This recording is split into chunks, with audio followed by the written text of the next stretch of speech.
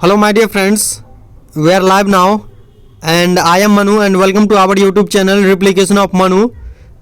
So let's start. MCQ questions करेंगे, तो चलिए शुरू करते हैं। आप सभी को डेली 7:30 बजे जुड़ना है डियर फ्रेंड्स।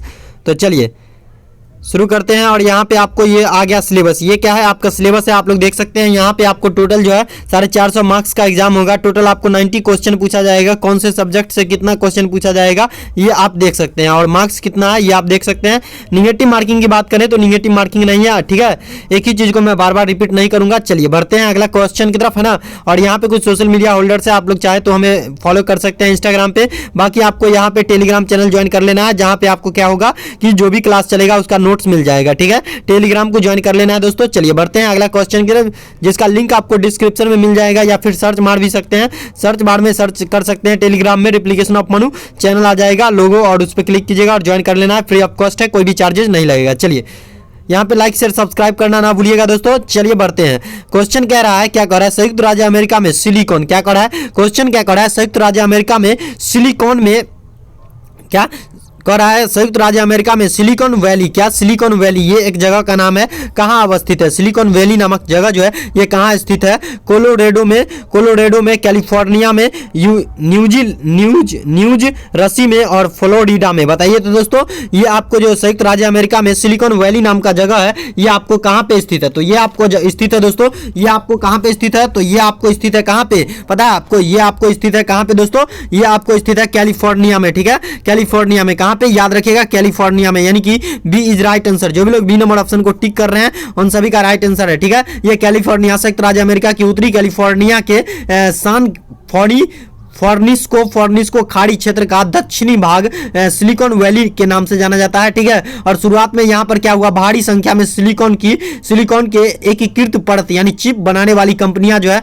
बहुत ज्यादा था इस जगह पे कैलिफोर्निया में। इसीलिए जो है इस जगह किस नाम से जाना गया? इस जगह को सिलिकॉन वैली के नाम से अब जाना जाता है, ठीक है। याद रखिएगा। अगला क्वेश्चन की तरफ बढ़ते हैं। और अगला क्वेश्चन क्या कर रहा है? ध्यान दीजिएगा। अगला क्वेश्चन कह रहा है, निम्नलिखित में से क्या कर रहा है? निम्नलिखित में से क्या कर रहा है डियर फ्रेंड्स? ध्यान दीजिएगा। निम्नलिखित में से कौन सा एक पारिस्थितिकी तंत्र पृथ्वी के सर्वाधिक क्षेत्र पर फैला हुआ है? बताइएगा कौन सा पारिस्थितिकी तंत्र यानी इकोसिस्टम जो है सबसे ज्यादा फैला हुआ है? सामुद्रिक इकोसिस्टम, पर्वतीय इकोसिस्टम, मरुस्थलीय है ना, पारिस्थितिकी तंत्र, और घास के मैदान वाला इकोसिस्टम। बताइएगा तो दोस्तों इसका राइट आंसर क्या हो जाएगा? तो इसका राइट आंसर हो जाएगा समुद्रिक पारिस्थितिकी तंत्र। क्या हो जाएगा? समुद्रिक पारिस्थितिकी तंत्र, यानी कि ए नंबर ऑप्शन। जो भी लोग टिक कर रहे हैं उन सभी का बिल्कुल राइट है। चलिए बढ़ते हैं अगला क्वेश्चन की तरफ, ठीक है। तो अगला क्वेश्चन क्या कह रहा है दोस्तों? अगला क्वेश्चन आपको ध्यान दीजिएगा। अगला क्वेश्चन जो कह रहा है, क्या कह रहा है? ध्यान दीजिएगा। कह रहा है निम्न, अगला क्वेश्चन की तरफ बढ़ते हैं। और अगला क्वेश्चन कह रहा है, भारत में सर्वाधिक जैव विविधता यानी बायोडायवर्सिटी जो है पाई जाती है। कहाँ पे पाई जाती है बायोडायवर्सिटी? बताइएगा। कश्मीर की घाटी में, बी में कह रहा है फूलों की घाटी में, सी में कह रहा है शांत घाटी में, और डी में कह रहा है सुरमा घाटी में। बताइए तो दोस्तों, आपको जो यहाँ पे क्वेश्चन पूछ रहा है ये आपसे कह रहा है जैव विविधता यानी बायोडायवर्सिटी। क्या बायोडायवर्सिटी के बारे में आप लोग 12th में अच्छे से पढ़े होंगे, तो आप लोग को जवाब देना है डियर फ्रेंड्स। तो बायोडायवर्सिटी जो हो जाएगा सबसे ज्यादा ये आपको शांत घाटी, क्या शांत घाटी यानी साइलेंट वैले में होता है, ठीक है। यानी कि शांत घाटी में सबसे ज्यादा जैव विविधता यानी बायोडायवर्सिटी पाई जाती है, यानी कि सी इज राइट आंसर। जो भी लोग सी बोल रहे हैं उन सभी का बिल्कुल राइट है। चलिए अगला क्वेश्चन कर बढ़ते हैं। और अगला क्वेश्चन क्या कह रहा है? ध्यान दीजिएगा, है ना। शांत घाटी जो है केरल के पलक्कड़ जिले के नीलगिरी पहाड़ी से में स्थित है, ठीक है। और ये भारत का सर्वाधिक जैव विविधता वाला स्थल है यानी जगह है, ठीक है। याद रखिएगा। बाकी आपको नोट जो है वो टेलीग्राम पे मिल जाएगा, मेरे हाथों का लिखा हुआ। टेलीग्राम ज्वाइन नहीं किए तो ज्वाइन कर लीजिएगा, डिस्क्रिप्शन बॉक्स में उसको लिंक मिल जाएगा टेलीग्राम का। अगला क्वेश्चन कर रहा है, 1940 में संचालित वैयक्तिक सत्याग्रह आंदोलन में प्रथम सत्याग्रही यानी कि प्रथम सत्याग्रही कहने का मतलब ये है कि फर्स्ट सत्याग्रही कौन था? बताइएगा। जवाहरलाल नेहरू था, राजेंद्र प्रसाद था, सरोजनी नायडू था, विनोबा भावे था। दोस्तों आप लोग को जवाब देना है। 1940 में जो गांधी जी के द्वारा वैयक्तिक सत्याग्रह आरंभ किया गया, इसका जो मतलब सबसे पहला सत्याग्रही था वो कौन था दोस्तों? सत्याग्रही जो था दोस्तों, सबसे पहला सत्याग्रही कौन था पता है आपको? तो इसका राइट आंसर जो भी लोग डी नंबर ऑप्शन टिक कर रहे हैं उन सभी का बिल्कुल राइट है। डी नंबर ऑप्शन जो भी लोग टिक कर रहे हैं 100% राइट है उन सभी का। चलिए अगला क्वेश्चन की तरफ बढ़ते हैं और अगला क्वेश्चन क्या कर रहा है? देव क्या कर रहा है? देव समाज का संस्थापक जो है, देव समाज का संस्थापक दोस्तों बताइएगा आप लोग, देव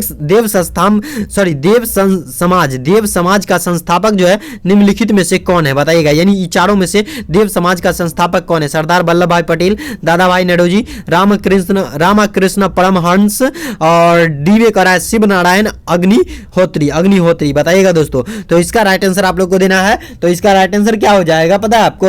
ये हो जाएगा शिव नारायण। इसका पूरा नाम क्या है पता है? शिव नारायण अग्निहोत्री। ठीक है, यानी कि डी नंबर ऑप्शन जो भी लोग टिक कर रहे हैं उन सभी का बिल्कुल राइट है दोस्तों। तो इसका राइट आंसर हो जाएगा डी नंबर है ना, शिव नारायण क्या हो जाएगा?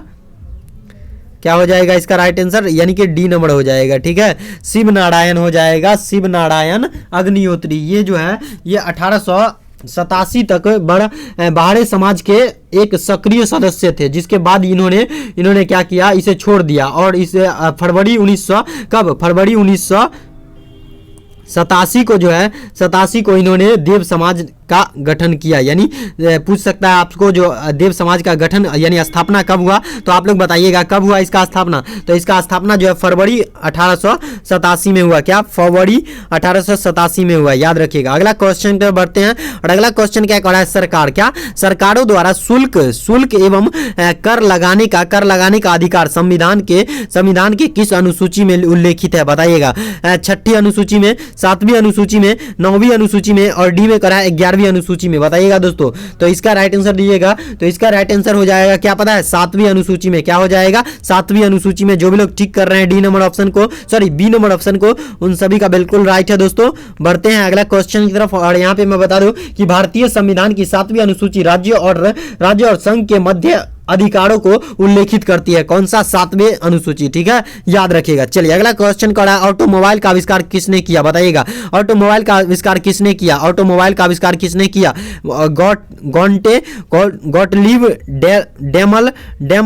डेमलर नामक वैज्ञानिक ने, हेनरी फोर्ड नामक वैज्ञानिक ने, रूडोल्फ डीजल नामक वैज्ञानिक ने, डीजल बड़ा अच्छा नाम है ना, कार्ल बेंज नामक वैज्ञानिक ने। बताइए तो दोस्तों कौन किया ऑटोमोबाइल का आविष्कार? तो ऑटोमोबाइल का आविष्कार जो किया ये आपको कार्ल वेंज नामक वैज्ञानिक ने किया। ठीक है, याद रखिएगा। चलिए अगला क्वेश्चन कह रहा है संघ सूची। क्या संघ सूची में कितने विषय होते हैं बताइए। तो संघ सूची में कितने विषय होते हैं? तो संघ सूची में जो दोस्तों ये आपको कितना विषय होता है? सबसे पहले तो आपको पता होना चाहिए कि संघ सूची क्या होता है। इस सूची में जो दिए गए विषय पर केंद्र सरकार कानून बनाती है। क्या होता है? इस सूची में जो भी विषय दिया रहता है उस पर सरकार क्या करती है? काम करती है, कानून बनाती है। ठीक है, और संविधान में लागू होने के समय इसे संविधान जब लागू हुआ तब इसमें कितना था पता है आपको? तब इसमें कितना था? 97 था। कितना? 97 गो विषय था। ठीक है, लेकिन अब जो है वर्तमान में इसमें क्या गो है? 98 गो है। इसको बढ़ा दिया गया है। ठीक है, ये ऑप्शन को काट दीजिए।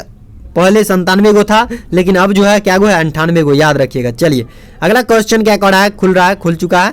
कह रहा है कलिंग। क्या कलिंग पुरस्कार किस राज्य सरकार द्वारा दिया जाता है? मध्य प्रदेश द्वारा, उत्तर प्रदेश द्वारा, उड़ीसा के द्वारा, राजस्थान के द्वारा। बताइए तो कलिंग पुरस्कार किस राज्य सरकार के द्वारा दिया जाता है? तो कलिंग पुरस्कार क्या होता है दोस्तों? तो कलिंग पुरस्कार जो है दोस्तों ये आपको होता है क्या कि कलिंग पुरस्कार जो है यूनेस्को सरकार द्वारा दिया जाता है। यूनेस्को कौन सा सरकार?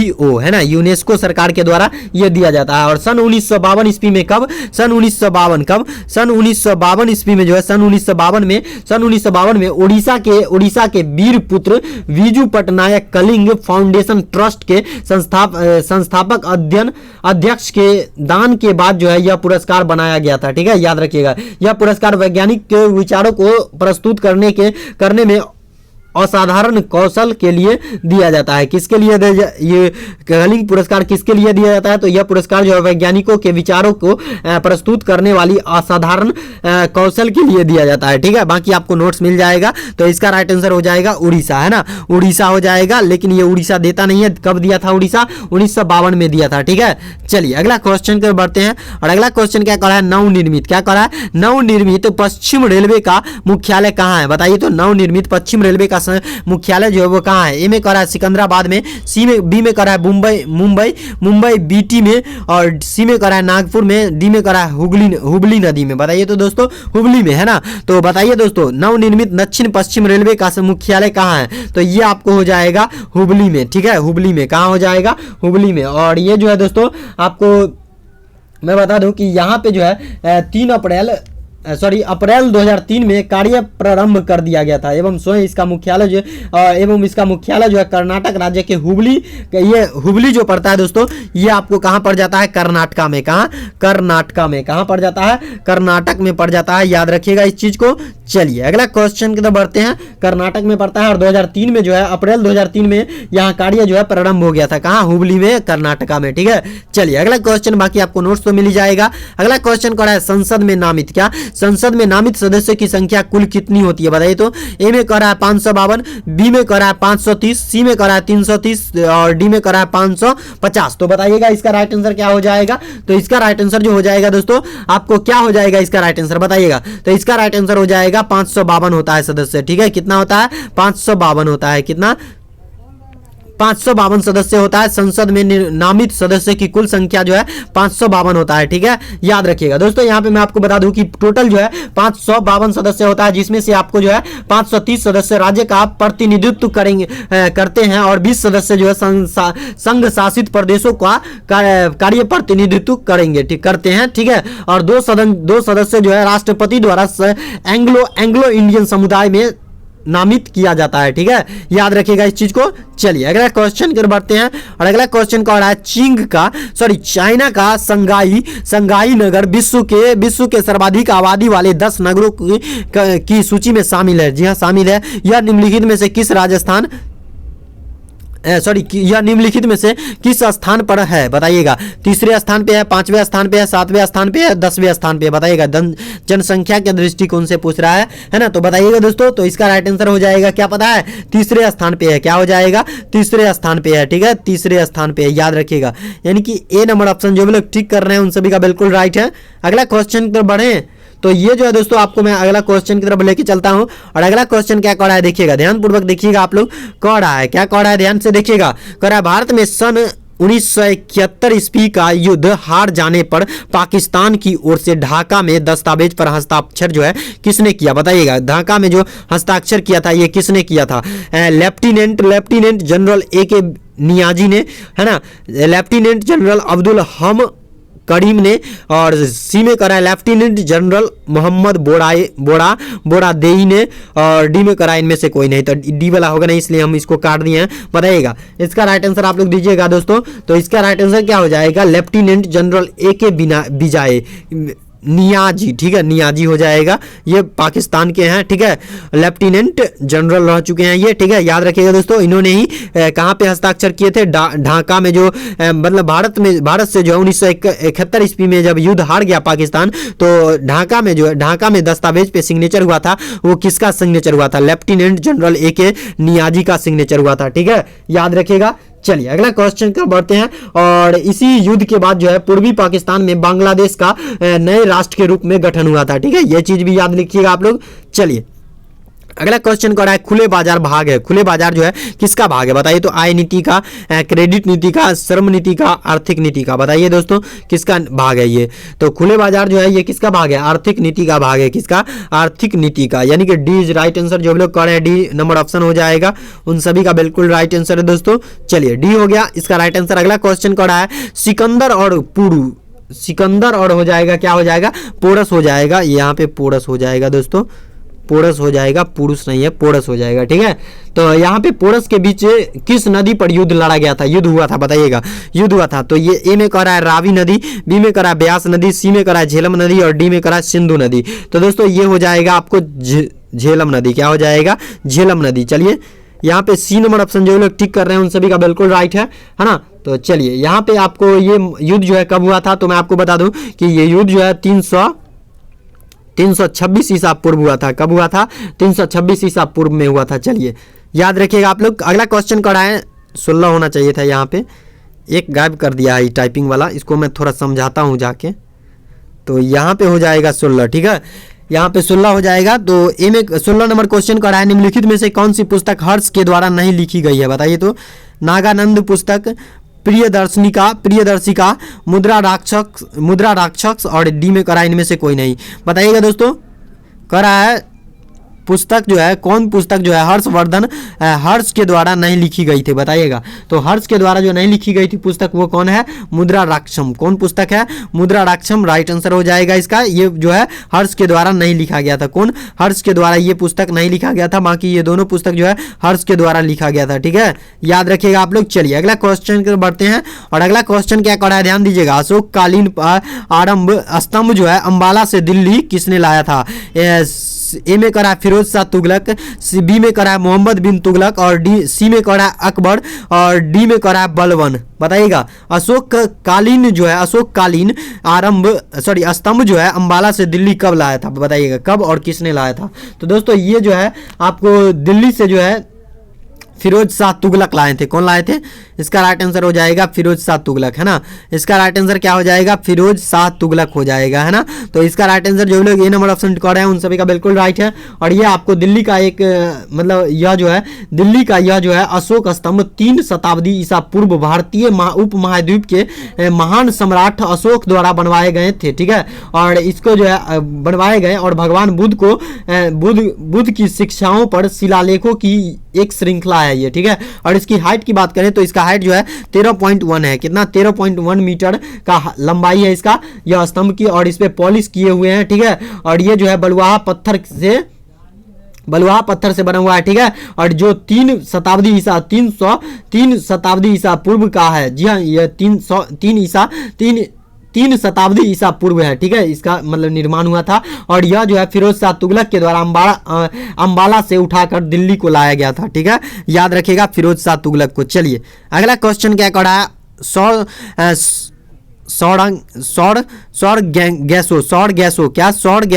सौर गैसों का सागर कहाँ स्थित है, बताइएगा। प्रशांत महासागर में, अटलांटिक महासागर में, हिंद महासागर में, और डी में कर रहा है अरब सागर में, बताइएगा दोस्तों। सार गैसो सागर कहाँ पे स्थित है, तो ये आपको अंटार्कटिक में स्थित है। कहाँ पे, अंटार्कटिक महासागर में। कहाँ पे दोस्तों, अंटार्कटिक महासागर में, है ना। यानी कि इसका राइट आंसर जो लोग बी नंबर ऑप्शन कर रहे हैं उन सभी का बिल्कुल राइट है। बढ़ते हैं अगला क्वेश्चन की तरफ डियर फ्रेंड्स, है ना, बाकी आपको नोट्स मिल जाएगा। तो चलिए अगला क्वेश्चन करा है, निम्नलिखित में से कौन भारत के राष्ट्रपति के विरुद्ध महाभियोग लगा सकता है, यानी भारत के राष्ट्रपति के पद से हटा सकता है, कौन, बताइएगा। संसद हटा सकता है, उच्चतम न्यायालय हटा सकता है, प्रधानमंत्री हटा सकता है, मंत्रिमंडल हटा सकता है। तो दोस्तों राष्ट्रपति को केवल और केवल जो है किस मतलब कौन राष्ट्रपति कौन सा गलती करेगा तब मतलब कि राष्ट्रपति को महाभियोग लगा के हटाया जा सकता है। तो राष्ट्रपति को केवल और केवल संविधान के उल्लंघन के आधार पर ही महाभियोग की प्रक्रिया के द्वारा पद से हटाया जा सकता है। ये चीज आप लोग गांठ बांध लीजिए, ठीक है। तो यहाँ पे हो जाएगा दोस्तों, ठीक है। तो आप लोग समझ गए हैं कि राष्ट्रपति को केवल और केवल संविधान के उल्लंघन के आधार पर महाभियोग की प्रक्रिया के द्वारा हटाया जा सकता है। उसके खिलाफ आरोप लगाकर महाभियोग की प्रक्रिया संसद के किसी सदन, संसद का 2 सदन होता है, तो किसी सदन से जो है शुरू की जा सकती है। संसद के सभी सदस्य निर्वाचित प्लस मनोनीत महाभियोग प्रक्रिया में भाग ले सकते हैं, ठीक है। चलिए तो इसका राइट आंसर हो जाएगा संसद के दोनों सदनों, यानी संसद हो जाएगा, यानी कि ए नंबर ऑप्शन हो जाएगा बिल्कुल राइट। चलिए अगला क्वेश्चन और सबसे लास्ट क्वेश्चन आ रहा है, कह रहा है ढोल